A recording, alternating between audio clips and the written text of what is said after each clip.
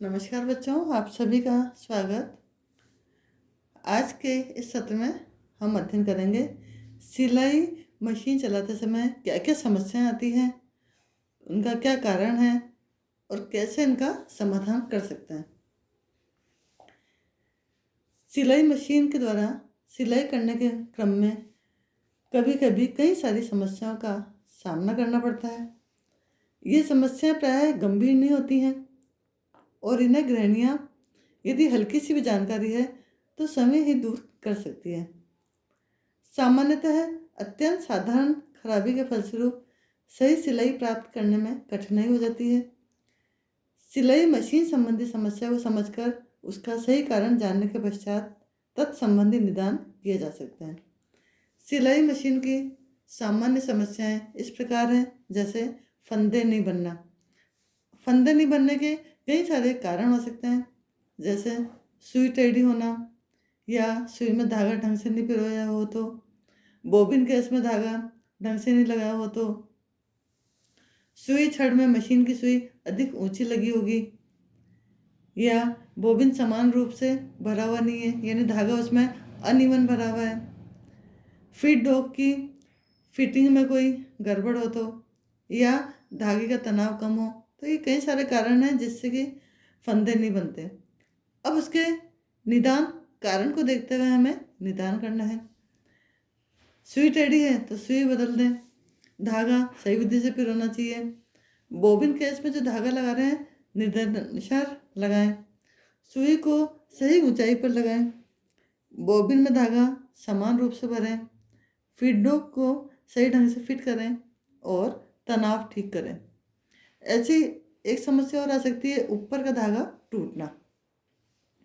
तो उसके भी कई सारे कारण हो सकते हैं, जैसे धागा सही नहीं लगाया हो तो, सुई उल्टी लगी हो, सुई छड़ में यथास्थान नहीं लगी हो, सुई का टेढ़ी होना, धागे का तनाव अधिक होना, सुई और धागे में अनुकूल नहीं होना, सुई के अनुरूप यदि धागा नहीं होता, जैसे सुई पतली है धागा मोटा है तो भी ये समस्या आती है।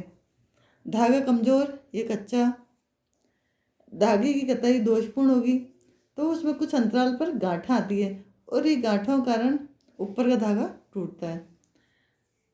तनाव नियंत्रक तथा धागा उत्थापक के बीच धागा निर्देशक में धागा उलझ गया हो, या फीड डॉग के आसपास गंदगी होने पर। अब इसके सॉल्यूशन या समाधान है, धागे को विधिपूर्वक लगाना चाहिए, सुई सही ढंग से लगानी चाहिए और यथास्थान पर लगानी चाहिए। सुई यदि टेढ़ी मेढ़ी है तो उसको बदल लें, धागे का तनाव ठीक करें, सुई के नंबर के अनुकूल धागे का चुनाव करना चाहिए और धागा हमेशा अच्छी किस्म का प्रयोग करें, फैब्रिक के अनुसार धागे का प्रयोग करें, फीड डॉग के पास सफाई रखें। तो ये इसके सॉल्यूशन है। अब समस्या है नीचे का धागा टूटना। इसके भी कई सारे कारण हो सकते हैं, जैसे बोबिन केस में धागा विधिपूर्वक नहीं लगा हो तो इसके लिए बोबिन केस में धागे को विधिपूर्वक लगाएं। धागे में तनाव अधिक होने पर भी टूटता है तो इसके लिए बोबिन केस के पेच को ढीला करके तनाव को कम करें। बोबिन में धागा ढीला भरा हो तो इसमें इसके लिए बोबिन में धागा पुनः भरे और टाइट भरें। बोबिन में धागा अधिक भर गया हो तो फिर हम बोबिन का धागा कम कर सकते हैं। बोबिन में गंदगी होने पर इसके लिए बोबिन की सफाई करनी चाहिए। बोबिन में धागा कसकर भरा गया हो तो इसके लिए भी वापस उसमें भरें। बोबिन केस सही ढंग से शटल ड्राइवर में फिट नहीं हो तो इसको विधिपूर्वक लगाएं। अब समस्या आ सकती है सुई का टूटना। इसके भी कई सारे रीजन्स हो सकते हैं जिसका सॉल्यूशन रीजन के अकॉर्डिंग होता है। सुई छड़ से सुई विधिपूर्वक नहीं लगाई हो तो इसमें सुई को हमें विधिपूर्वक लगाना चाहिए। मुख पट या सुई पट की फिटिंग गलत होगी तथा सुई उससे टकराती होगी तो मुख पट को ठीक से फिट करें। संतुलन चक्र को हाथ से चलाकर देखें कि सुई निर्धारित छिद्र में ठीक से बिना किसी टकराव के प्रवेश करें। सुई कसने का पेच ढीला होने पर तो इस पेज को एकदम टाइट करें। दबाव पद निर्दिष्ट छड़ के साथ ढीला लगा होगा तथा सुई इससे टकराती होगी, तो इसके लिए दबाव पद को सही ढंग से पूरी तरह से कसें। सुई का नंबर कपड़े के अनुरूप नहीं होगा। मोटे कपड़े पर महीन सुई नहीं चल पाती और टूट जाती है। इसके लिए ज़रूरी है कि कपड़े के अनुसार सुई के नंबर का चुनाव करें। मोटे कपड़े के निर्मित मोटी सुई और महीन कपड़ों के लिए महीन सुई का प्रयोग करें। सुई यदि टेढ़ी मेढ़ी है तो उसको बदल दें। सिलाई करते समय कपड़े को बहुत अधिक खींचे नहीं। सुई कई बार बहुत लंबी होती है तो भी टूट जाती है, तो उसको बदल दें या उसको थोड़ा सा ऊंचा लगाएं। बोबिन केस गलत ढंग से लगा होने पर, ठीक से फिट नहीं होने पर, तो बोबिन केस को शटल ड्राइवर में ठीक से लगाना चाहिए। मशीन में कपड़ा सावधानी के साथ नहीं निकाला गया हो तो मशीन में कपड़ा निकालते समय शीघ्रता नहीं बरतें। दबाव पद को हटाकर संतुलन चक्र की सहायता से सुई को पूरी तरह ऊपर उठाएं। तत्पश्चात धागा उत्थापक के पास थोड़ा धागा खींचें। अब कपड़े को सावधानी के साथ निकालें। कपड़े पर पिन या धातु का कोई टुकड़ा लगा हो तो उससे भी टकराकर सुई टूट जाती है। इसके लिए हमें कपड़े का पूरी तरह से निरीक्षण करना चाहिए। अब इसमें नेक्स्ट समस्या है असमान बखिया का बनना। धागे का तनाव समुचित नहीं है तो असमान बखिया आता है। इसके लिए तनाव नियंत्रक द्वारा रील के धागे का तनाव सही करें। नीचे के धागे का तनाव बोबिन केस के पेच के द्वारा नियंत्रित करें। कपड़े की किस्म तथा धागे के नंबर में अनुरूपता नहीं होगी तो कपड़े के अनुरूप धागे के नंबर का चुनाव करें। पतले कपड़े के निर्मित पतला धागा प्रयोग में लाना चाहिए। मशीन गंदी होने पर भी सिलाई में व्यवधान पड़ता है, तो इसके लिए मशीन की समय समय पर सफाई करें।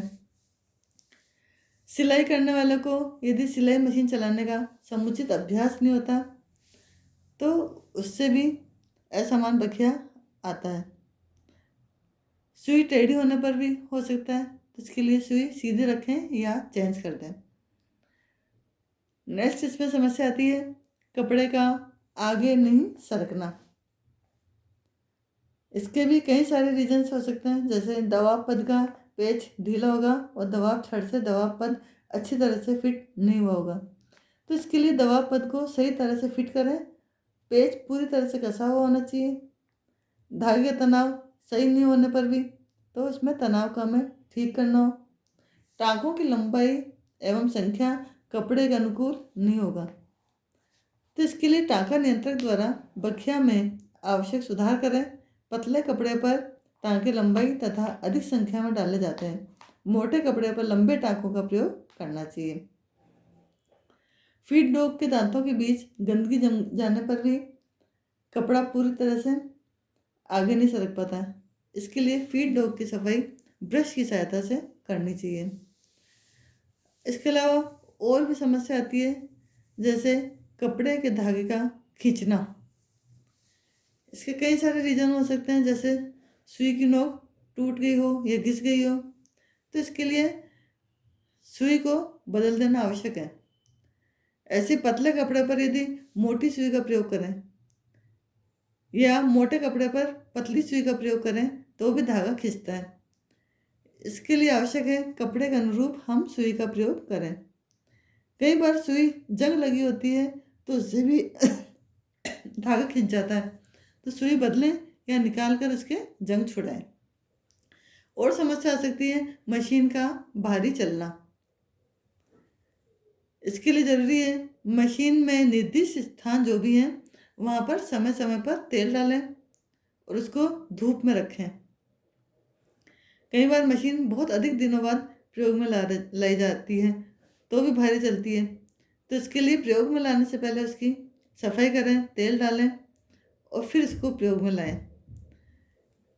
जब मशीन पैरों के द्वारा जो संचालित होती है उसमें ड्राइविंग बेल्ट का तनाव यदि सही नहीं है तो भी मशीन भारी चलती है, तो इसके लिए ड्राइविंग बेल्ट के तनाव को सही करें। मशीन में जंग लगने पर तो इसके लिए हम मशीन जो मैकेनिक है उसकी हेल्प लें। मशीन में यदि हल्की क्वालिटी का तेल डाला गया है तो भी वो भारी चलती है। अतः मशीन की सफाई करते समय पहुंचकर जो उत्तम प्रकार का तेल है उसका ही प्रयोग करना चाहिए। मशीन के निचले भाग में यदि बोबिन केस में धागा फंस जाता है तो भारी चलती है, तो इसके लिए बोबिन केस को निकाल के उसमें जो फंसे हुए धागे हैं उनको निकाल कर सफाई करें। स्टॉप मोशन स्क्रू ठीक से नहीं कसा हो तो भी भारी चलती है, तो इसके लिए इसको पूरी तरह से कस लें। अब समस्या आती है, सिलाई करते समय कई बार धागे के गुच्छे बनते हैं, तो उसके भी कई सारे रीजंस हैं। जैसे सुई में धागा विधिपूर्वक नहीं लगाया गया हो तो इसलिए धागे पिरोने की जो प्रक्रिया है उसका पूरा निरीक्षण करें और सही ढंग से धागे को लगाएं। कई बार बोबिन में धागा ढीला ढाला भरा हो तो भी गुच्छे बनते हैं, तो इसके लिए फिर बोबिन में से धागा निकाल कर पुनः उसको व्यवस्थित ढंग से भरें। रील के धागे का तनाव अधिक होने पर इसके लिए तनाव नियंत्रक का जो पेच है उसको ढीला करके तनाव में सुधार लाएं। सुई छड़ में सुई ठीक प्रकार से नहीं लगी होगी तो इसको हम ठीक लगाएं। सुई और धागे में अनुकूलन का अभाव होना, इसके लिए आवश्यक है कि सुई और धागे में अनुरूपता होनी चाहिए।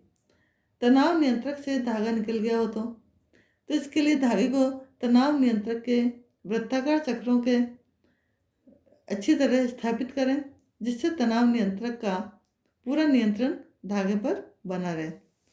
इस तरह से जो प्रॉब्लम्स है उसके अकॉर्डिंग उसका सॉल्यूशन करें और हम काफ़ी हद तक घर पर ही इन समस्याओं से निजात पा सकते हैं। धन्यवाद।